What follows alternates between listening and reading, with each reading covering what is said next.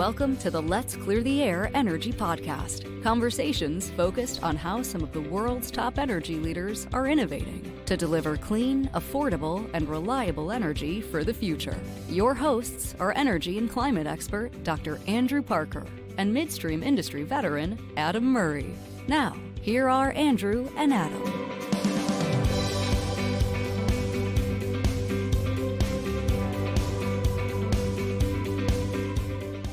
All right, everybody, welcome back to the Let's Clear the Air Energy Podcast, where we dive deep into some energy sector conversation. I'm really trying to talk about education and learning throughout the sector. We have a really good show today. Andrew, how you doing? I'm good, Adam. How are you? Ready for the weekend.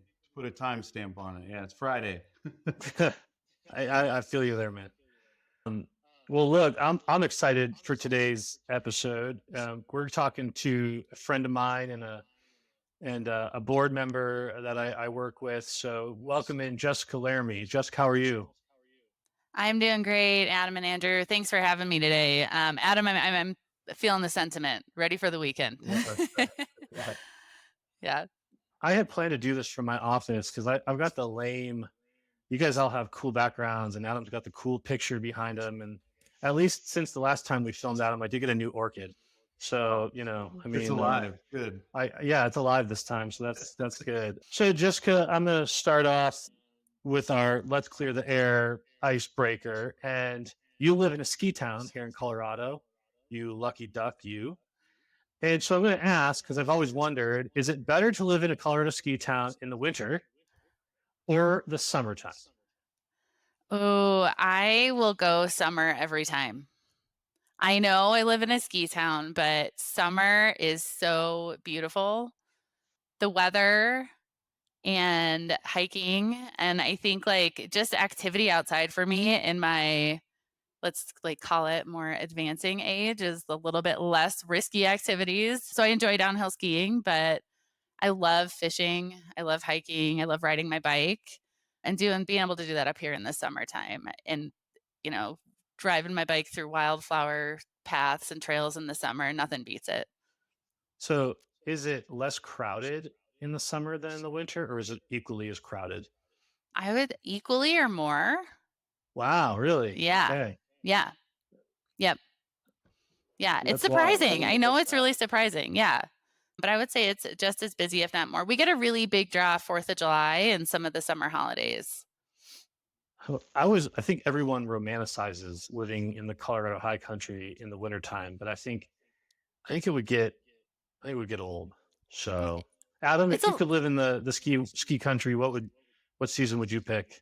Oh, I'm not a skier. My knees won't take it. I'm built for comfort, not for speed. So golfing, I've golfed up in Vail, Breckenridge, and a few other places, and you can certainly drive the golf ball about 50 yards further up there. So I got to go summer as well.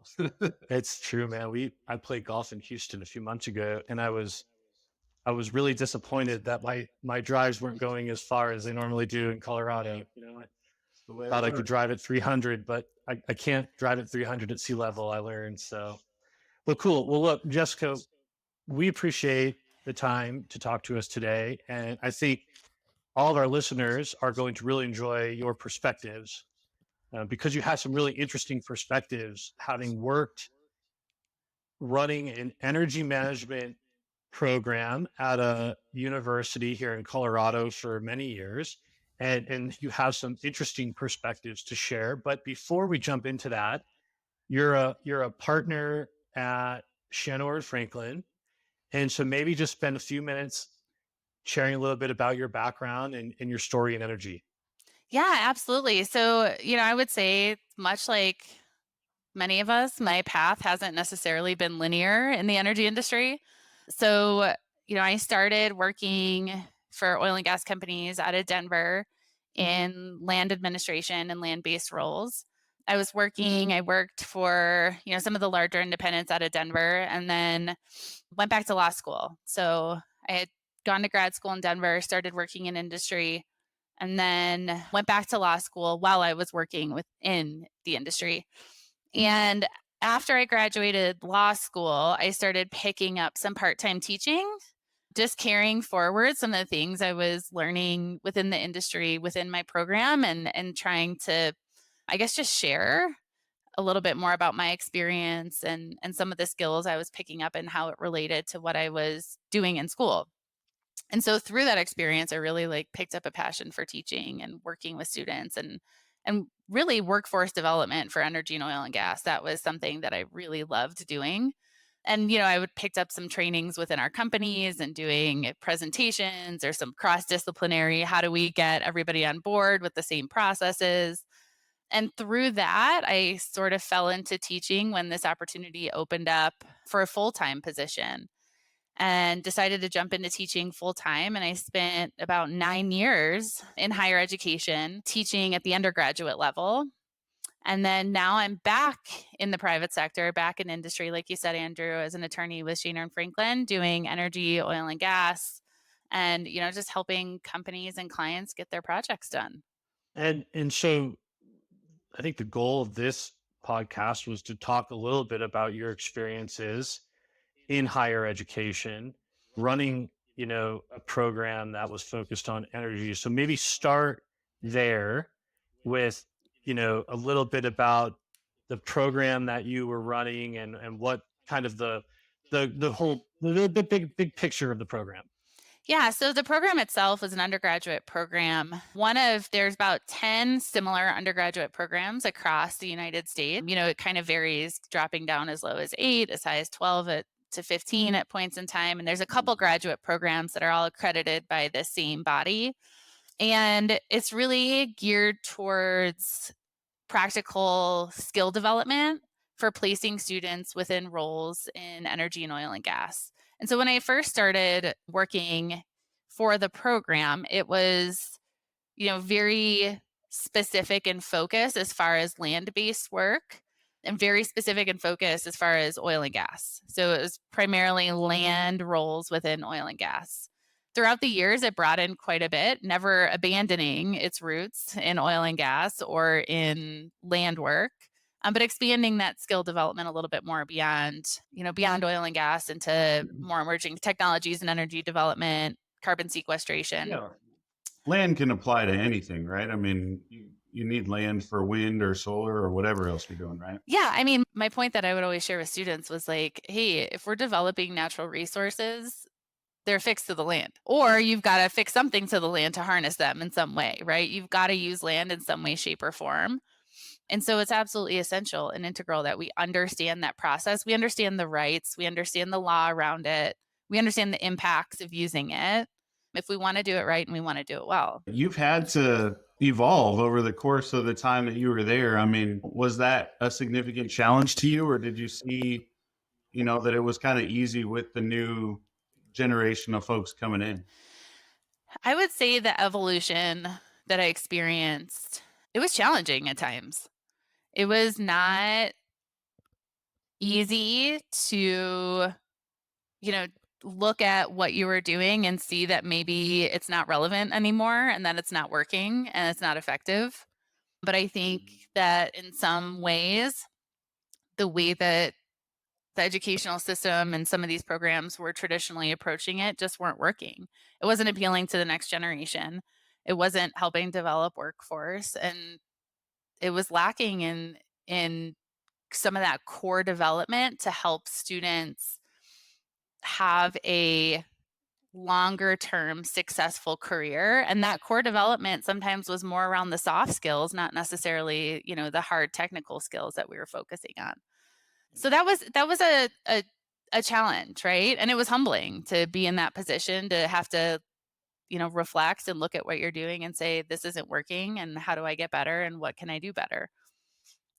What was the background of the faculty members that were teaching in the program, and were they from industry, or were they the traditional academics? A mix. So the program had a core base curriculum built out of business curriculum and built within a school business. So with that, there were quite a few academics, but also some practitioners that were teaching as adjuncts And the academics were, primarily focused around accounting and economics and finance. And then with our energy specific content, so as you started to get more into the skill development required to be placed in industry, that was more practitioners and folks that had either were actively working within the industry and teaching as adjuncts, or had come in, had some industry experience, and were carrying those skills that they had utilized in the workforce back into the classroom. Outside of the department, similar question, how did the colleagues and those other students kind of perceive the energy management department? I would say that evolved over time with some of the changes that we made internally. When I first started, I think there was a lot of negative reputation around what we were doing. And some of that was founded and some of it was not founded. Some of it was assumptions that had been drawn or judgments that were made on the surface of what we were doing. That was really hard at times because the students who were doing these amazing things, who were working towards progress, who are working towards developing skills, who want to learn, who want more, were treated in ways that I would not, didn't feel good to see other people treated. And I think it took a long time. It's not just changing what you're doing and changing the contents and the makeup of what we were doing that solved that problem, but you have to build the relationships, and you had to have the hard conversations, and you had to talk about what you were doing. And so for me, it was like, maybe it wasn't received well, and I saw that. And initially my response was to withdraw, right? I was like, well, they just don't get what I'm doing. I'm just going to put my head down and work. I'm going to do my job. I'll get stuff done. And that wasn't fair to the students in the program. And it wasn't fair to minimize their successes and their accomplishments by not sharing that with everyone. And so, I had to make a conscious decision to react and change my behavior in a way that was more outward facing, which was hard to do because I'm an introvert and I cool, I just want to put my head down and do my job. But I had to share, and I had to get involved, and I had to have way more coffees and lunches and happy hours than my introverted self ever thought I would be signing up for. But I had to build those relationships. And once those relationships were built across departments, across function, across discipline, across ideologies, even, the acceptance came. And the more we highlighted the positive of what we were doing, the more we were able to talk about the good, the more we were able to share, the more productive conversations we had. And I think more the perspective and the reputation changed. Was it easier to change the minds of the faculty members or the students? Oh, that's a tough question. I would say both had their challenges. And it's not about changing minds, right? I'm not here to change people's minds. I'm here to share my understanding of what's going on here and my perspective and what I think is happening. I'm here to share a way to think about things, but I'm not here to tell you how to think, right? And so through developing those ways, those relationships then build trust. And then when you have that trust, then you can talk about different ways to think about things. For the students, I would say the student mentality and the student perspective is very different than the faculty mentality and the faculty perspective. So when you're talking about students, I can't change the fact that some of them have spent maybe not the first 18 years of their life, but maybe the last 10 years of their lives, very worried and incredibly panicked and having a lot of anxiety around climate. And so it's talking through that and acknowledging it and acknowledging their fear and their positioning, and then sharing ways to think about climate that might be different than what they've heard before. At the faculty level, it can be really, really hard to go against the grain, right? For a lot of different reasons. But, you know, at many academic institutions, resources get allocated based on how many seats or how many students you have in the classroom. And so to fill your Right. classes, you have to appeal to the masses. And to appeal to the masses, you have to speak to what the masses want. And so if Mhm. polarization or extremes or fear or anti development or anti anything is selling, then you're going to start to see more of that rhetoric and you're going to start to see more of that programming in higher education. But one of the most amazing transformations that I've seen over the last couple of years is that, you know, there was a big shift in what the masses being the students and the consumer and the client of our product wanted. Yep. And, I had this great conversation just a few years ago with a student, and she was using her Gen Z lingo. And she's like, I think what she said was polarization is basic. That was like her Gen Z term. And I'm like, well, okay, wait, Yeah. got to remember, like, go deep and remember what that actually means. Polarization is basic. And I've unfollowed everybody on social that has extreme viewpoints. And at that moment in time, I was like, we've arrived. Like, we've arrived. We are ready for progress. The rest of the class was like completely on board with her statement, agreed with what she was saying. Like, we're over it. We're done with polarization, standing on the sideline shouting, and we want to be part of practical, reasonable solutions.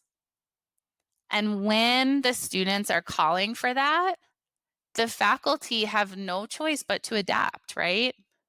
And give them ways to engage positively and ways to engage effectively. And that's driven by the students and the consumer, right? So it's not me changing minds or telling people how to think or, changing how somebody thinks. It's the students and the faculty, like, kind of going through that experience together and one responding to the other and saying, like, hey, it's time. We're ready for it. We're here. We'll show up if you give it to us. And that was amazing. Like, that transformation over the last, I don't know, 5 years or so has been, I mean, it's why I kept going with it. That was an awesome answer. Like, that was so great. That was so, like, that was why I wanted to have this conversation today. That's such an awesome It just answer. seems like such a tall task reaching so many people that, might not even be in the program, right? You look, from the outside in and you're like, oh man, those, I can imagine that it happens the same at petroleum engineering kind of operations at different universities throughout the country. And, how was that? I mean, did you feel like you were trying to go above and beyond in your role, or was that just kind of part of the process in order to get your engineering management piece kind of in tune with The soft skill development that came out of my role, like my time in this role, is unlike anything I've experienced at any other point in my career. The technical stuff I feel good about. The technical stuff I can share, the technical things I can talk about. Like, this is my home base. I'm comfortable here. The patience and understanding and empathy, but communication and intentional messaging and self-awareness, that was far more challenging than anything I've ever done or any other role I've ever had. And I'm so grateful for that because I wouldn't have had that development or that experience otherwise. without getting too into the details, I just have this one question. Like, are there any specific incidents or, not necessarily combative situations or anything, but there are any specific situations that you can remember where there was really a lesson learned, or there was really ultimately both sides just really found a good conversation Yeah, and a middle absolutely. road? So I would say, you know, it's hard to be pro oil and gas on a college campus. And at times there were, I can think of a couple instances where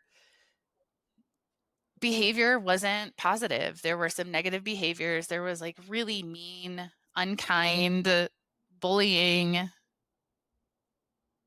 from Sure. people that you wouldn't expect it from, or you would hope that like as society we would be doing better. And I would say, you know, it's not unique to the graduate, undergraduate, higher education level. I mean, the anti-fossil fuel sentiment is so ingrained in education at all levels. I was in a program that actively taught energy, and that was its primary focus. But even where you have programs that aren't actively teaching energy, you see a lot of anti-fossil fuel rhetoric passively. I mean, you're passively teaching, there's a lot of passive teaching of anti-fossil fuel rhetoric. And, sometimes I would have students come to me and they'd have like, they're working on their English composition assignment and they've been asked to write a paper about why we should ban fracking in Colorado or why we should stop using all fossil fuels. And you're like, what? How did we get there in English? But this is where we're at. And so, like, let's talk about that and let's talk how you can positively engage and where you can find good information and where you can do this in a way that offers, or how you can do this in a way that offers solutions without compromising yourself or what you think is right. And that's possible. You can do that.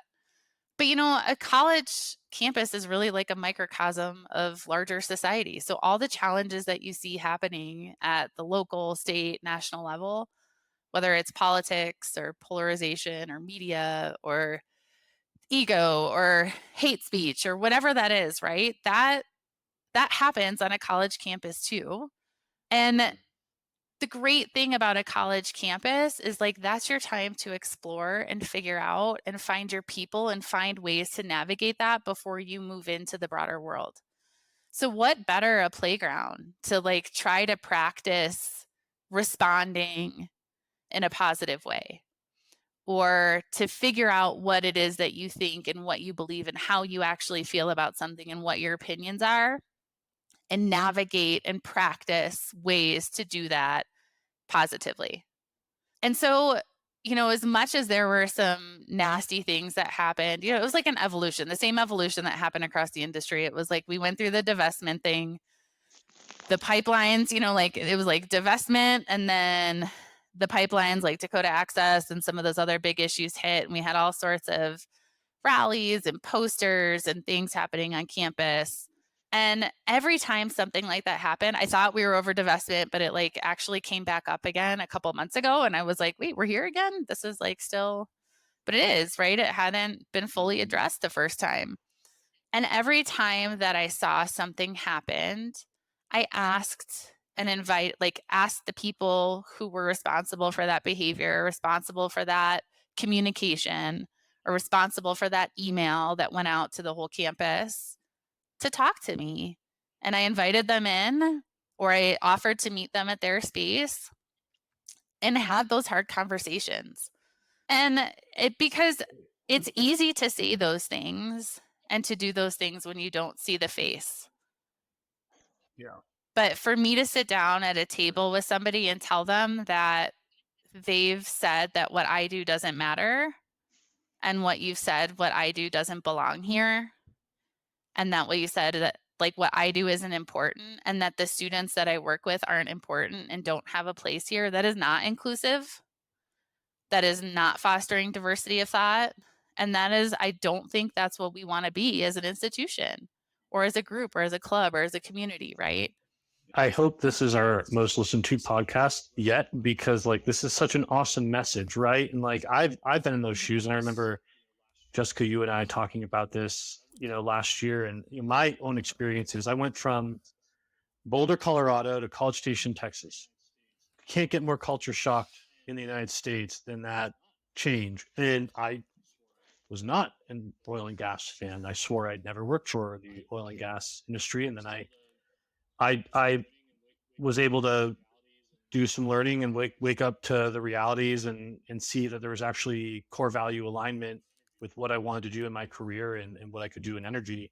But your point 5-10 minutes ago about it's really hard to go against the grain. And when you've got funding tied to headcount ratings, right? Whether it's the media and advertising or headcount in the classroom on a college campus, like it's really hard to break that cycle. And the polarization just seems to perpetuate on that principle. But yet so many people I talk to aren't polarized. And yeah, I think people forget that a very small group of people occupy the collective majority of the conversations we're having, whether it's on LinkedIn or social media, whatever social media you follow. So what would your advice be to someone who is trying to have a conversation with someone across the table that they don't see eye to eye with? What are some of those soft skills that you developed that really help Yeah, you have so these discussions? that's a great question. I think my approach, like I said at first, was to withdraw, and then I had to really dig deep to figure out like what do I need to do and what do I need to be effective here. And I think that took for me a lot of self-reflection and exploring my own relationship with energy and oil and gas in order to be able to share that with or others. So like at times it got maybe a little bit more philosophical than some people are comfortable with, but I had to go there to be effective. I had to make a conscious decision about how to react when I'm put in a box or judged or treated in a way that I felt like was unjustified or unfair. Um, and I had to share and I had to make myself vulnerable. And so again, like that, those parts of my personality that were harder for me to draw from, I had to go there and I had to tell stories. I had to talk about experiences I've had. I had to, be specific and say like, hey, I went through this. I saw this happen. I did this. But I ended up sharing a lot of stories. I shared a lot of stories in the classroom. I shared a lot of stories over coffee. I can't tell you how many times I said out loud that just because I support oil and gas doesn't mean that I'm also all of these other things. I had to humanize it. I had to talk about my journey. So, Andrew, just like you shared with how you went from Boulder to Texas, I came to Colorado and studied environmental law and natural resources. And I spent my spring break in grad school planting trees on the Rio Grande. And I've had an incredibly fulfilling career in oil and gas, and I love it. I love my time in there. I love the people. I love the community. And, I'm going to like draw from Tisha Schuler's, like both of these things can be true. I can be all those things. They're not like contrary to one another. They can coexist. And I got a lot of positive response when I shared that.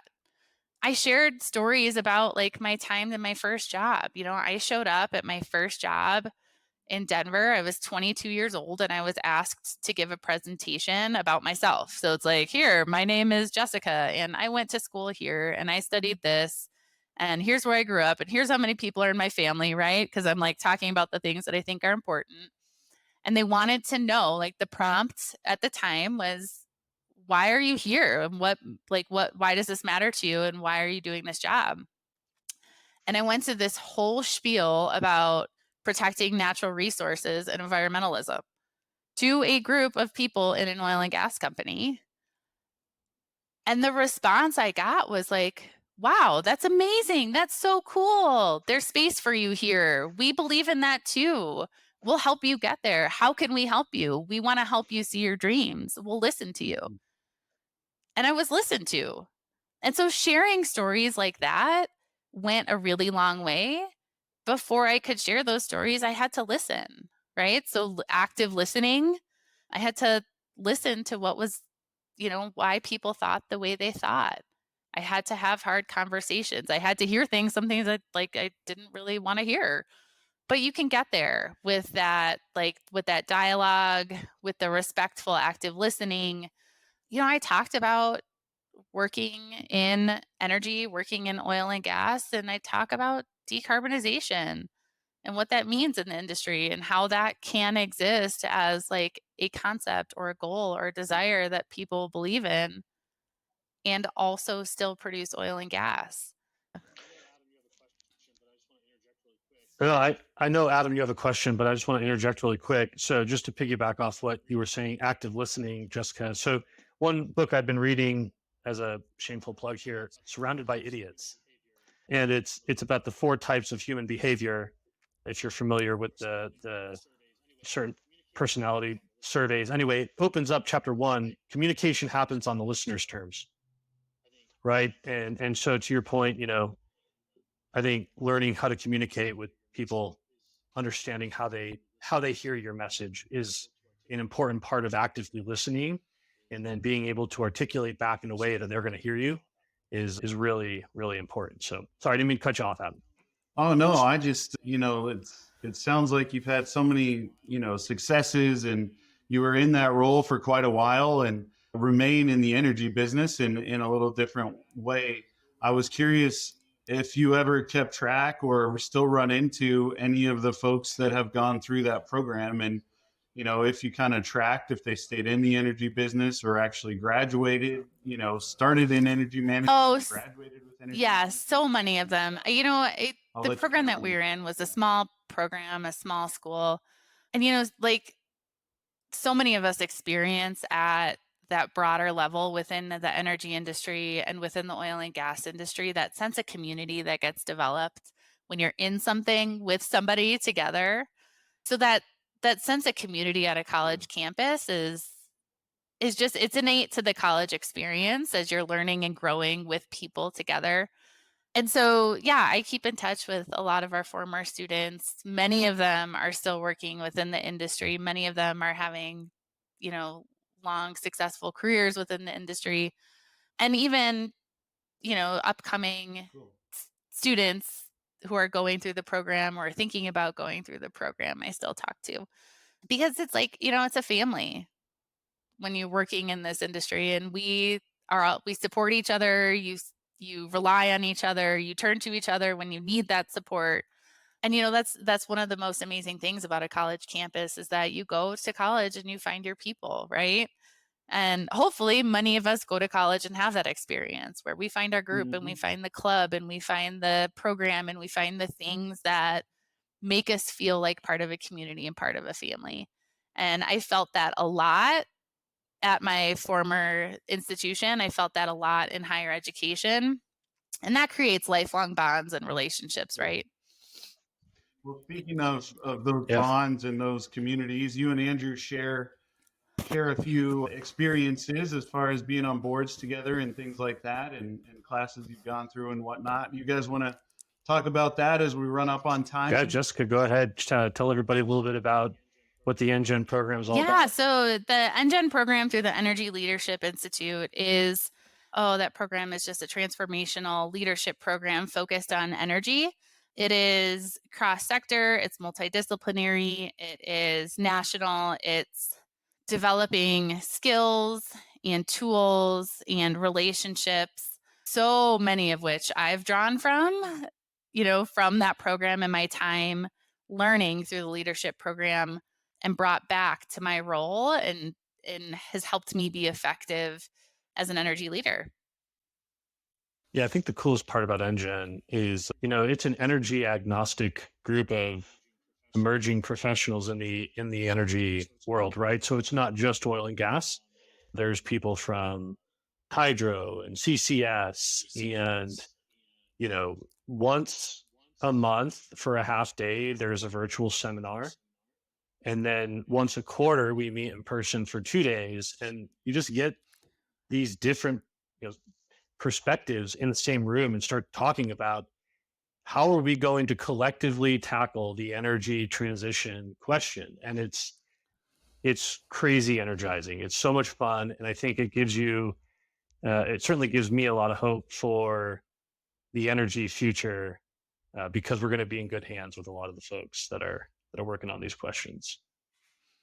Yeah, so. I couldn't agree more, Andrew. If someone wanted to find out more or get involved or whatever, they call you guys, or who do they reach out? Yep. They can reach out to Jessica or I. You can go to the website. There's a contact, the Energy Leadership Institute.org. You can go there too and submit questions through there. It is a nonprofit and is generously supported by some fantastic sponsors. So certainly would love if people want to get interested and involved with NGen to look it up, reach out to us, and we'll put you in contact with the right folks.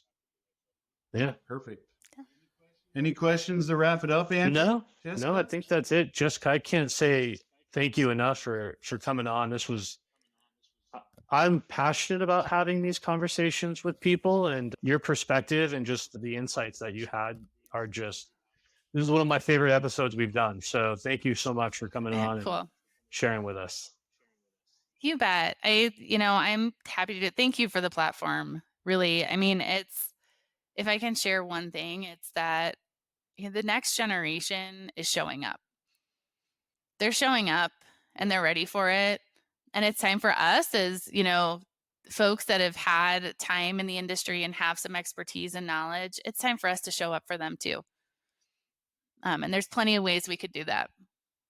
That leads in right into our ending question. We typically ask the same question to wrap up every episode. And I hope certainly it's not 3 years before you have you on again, because I feel like we could talk for another hour about just your experiences. But it's 3 years.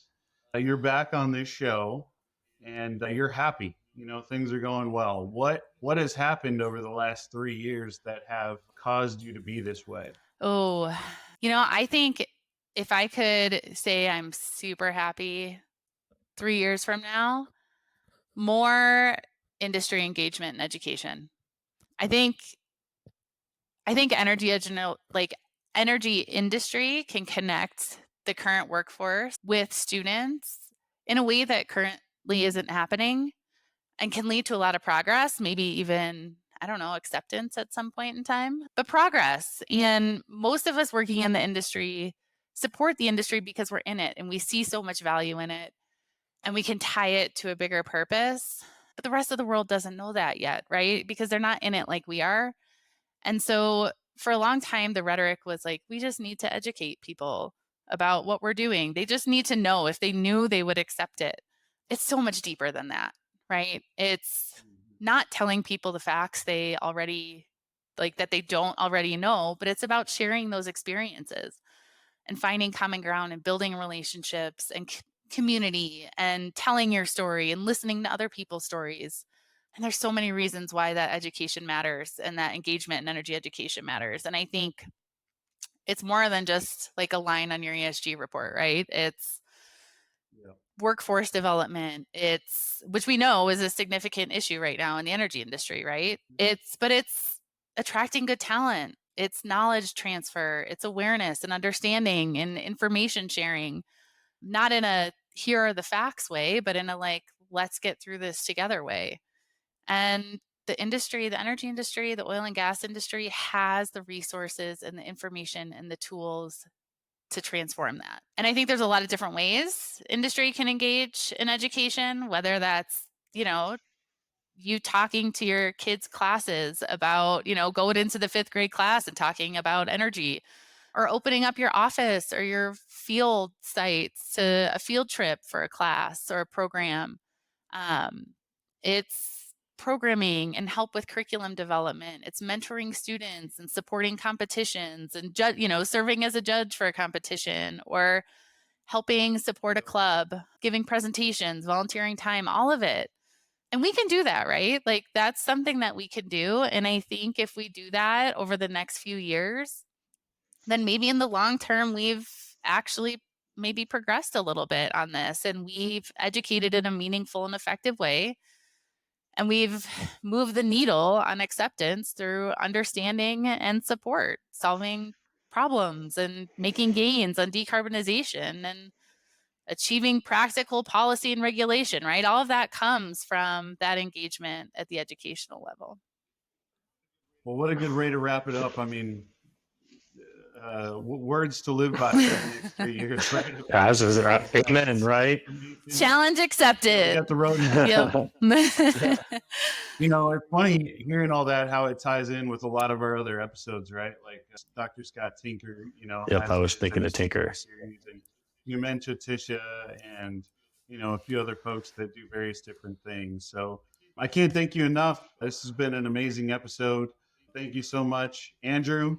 Look forward to talking to you here in the next episode whenever we get that done here next week. Next week we got Liz O'Connell coming on from Aerolytics to share a little bit of the Canadian perspective on oil and gas. So that'll be a fun discussion. Awesome. Little teaser there. And thank you to all our listeners. If you guys want to reach out to Andrew and I on LinkedIn, Let us know what guests you want to hear from. Let us know what topics you want to talk about, and we can do our best to accommodate. But thank you, everybody, for joining the Let's Clear the Air podcast.